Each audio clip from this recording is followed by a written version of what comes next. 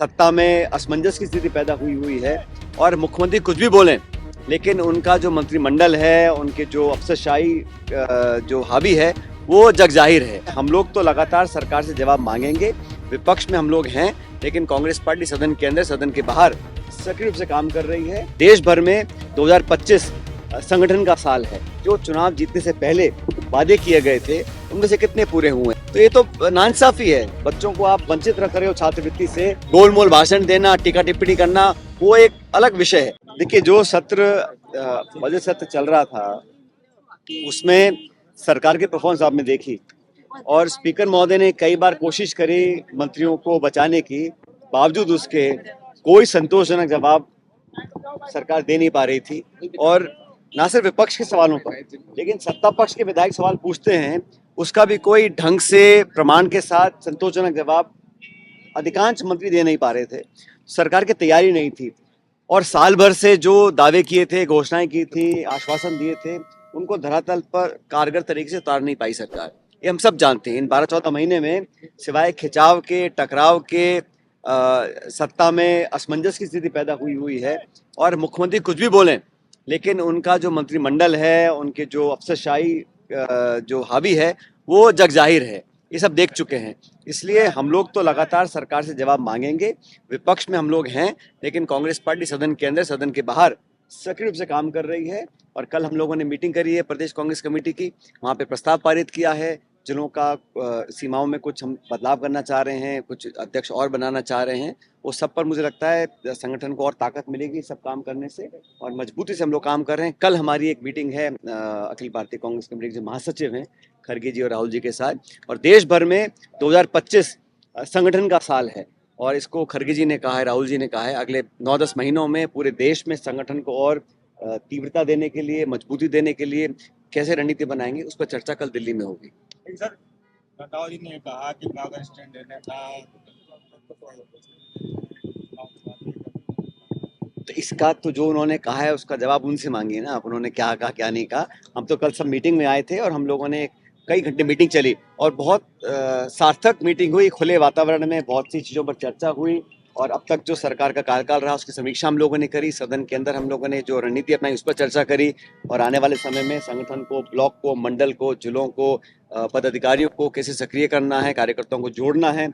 और ये पूरे साल भर हमारे अलग अलग अभियान चलेंगे संगठन को लेकर। उससे हमें लगता है पार्टी को और ताकत मिलेगी। मुख्यमंत्री सरकार को एक साल बीत चुका, क्या लगता है आपको प्रदेश आगे बढ़ रहा है, पीछे जा रहा है या फिर वही ठहर? इशू यही है आगे पीछे बढ़ने की। अब तो जनता मेहनती है, हम लोग काम कर रहे हैं, किसान खून पसीना बहाता है, फसल पैदा करता है, छोटे उद्योग भी हैं, सब काम कर रहे हैं। लेकिन जो चुनाव जीतने से पहले वादे किए गए थे, उनमें से कितने पूरे हुए हैं? पिछले बजट में 4 लाख रोजगार देने का आश्वासन दिया था, उनमें से कितने दे पाए हैं? और जो बैकलॉग है उसी को नहीं भर पाए हैं आप।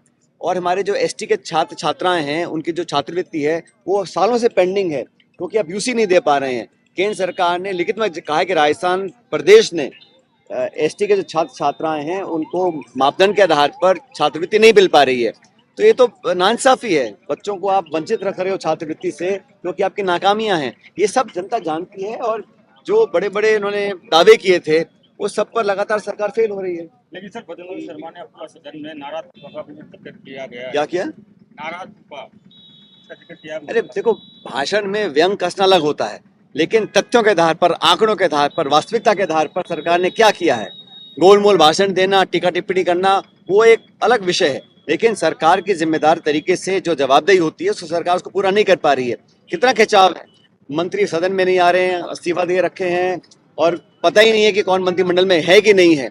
अब चाहे एसआई की भर्ती हो, चाहे पेपर लीक का इशू हो, चाहे बैकलॉग का इशू हो, चाहे लॉ एंड ऑर्डर का इशू हो, हर मोर्चे पर सरकार बैकफुट पर है। और ये आवाजें अंदर से उठ रही हैं सरकार के। जो अंदर कलह है, जो खिंचाव है, जो तनाव है, वो फूट फूट कर समय समय पर सामने आता है।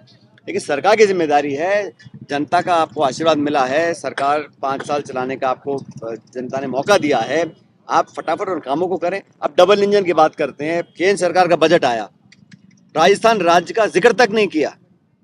जिस राज्य से आपको सरकार मिली है, जहाँ पे आप लोगों ने सांसद जीत के गए हैं, ये दायित्व था राज्य सरकार का कि केंद्र सरकार को अपने प्रभाव का इस्तेमाल कर कर कुछ बजट घोषणाएं कराएं, कुछ राष्ट्रीय परियोजना लेकर आएं, कुछ स्पेशल पैकेज मिले, पीने के पानी की बात करें। राजस्थान को इग्नोर किया गया। तो इस डबल इंजन का फायदा क्या? अगर आप 11 सीटें हारे हैं तो उसका गुस्सा जनता पे क्यों निकाल रहे हैं? तो इस राज्य सरकार को चाहिए था केंद्र सरकार से बजट में कुछ प्रावधान कराती, लोगों की मदद मिलती, वो सब इरादे धराशायी हो गए। तो प्रधानमंत्री जी बहुत पॉडकास्ट करते हैं, बहुत रेडियो में बात करते हैं, लेकिन कोई प्रेस कॉन्फ्रेंस नहीं करते हैं। प्रधानमंत्री जी मणिपुर कभी नहीं जा रहे हैं। प्रधानमंत्री जी चीन हमारी सीमा के अंदर घुस गया लगातार, उस पर कोई स्पष्टीकरण नहीं कर रहे हैं। अमेरिका हम पे टैरिफ लगा रहा है, हमारे किसान, हमारे उत्पादक, हमारे जो गरीब जो देशवासी हैं उन पर वो टैरिफ लगाना चाह रहा है।